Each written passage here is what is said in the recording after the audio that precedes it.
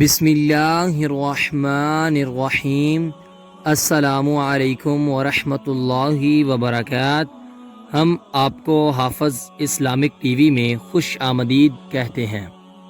رسول اللہ صلی اللہ علیہ وآلہ وسلم نے فرمایا، میں تو ہر روز اللہ تعالیٰ سے 100 بار استغفار اور توبہ کرتا ہوں۔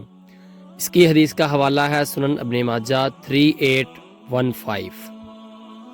بیت اللہ کے طواف کی فضیلت۔ رسول اللہ صلی اللہ علیہ وآلہ وسلم نے فرمایا، بیت اللہ کے گرد طواف نماز کی مثل ہے، البتہ اس میں تم بول سکتے ہو، جبکہ نماز میں تم بول نہیں سکتے، تو جو اس میں بولے وہ زبان سے بلی بات ہی نکالے۔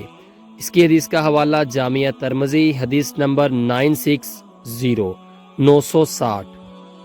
رسول اللہ صلی اللہ علیہ وآلہ وسلم نے فرمایا، جو عورت خوشبو لگائے اور پھر لوگوں کے سامنے سے گزرے تاکہ وہ اس کی خوشبو سونگیں تو وہ زانیہ ہے۔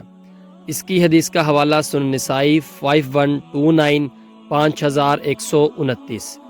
قرضدار کو مہلت دیں۔ نبی کریم صلی اللہ علیہ وآلہ وسلم نے فرمایا، ایک شخص کا انتقال ہوا، قبر میں اس سے سوال ہوا، تمہارے پاس کوئی نیکی ہے؟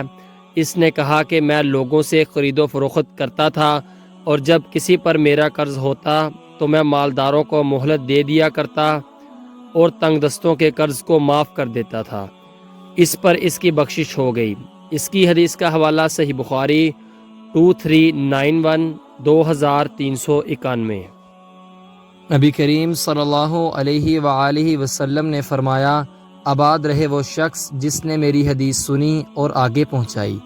آپ اپنے عزیزوں کو یہ ویڈیو لازمی شیئر کریں تاکہ وہ بھی ثواب حاصل کر سکیں۔ ملتے ہیں آپ سے اگلی ویڈیو میں، تب تک کے لیے اللہ حافظ۔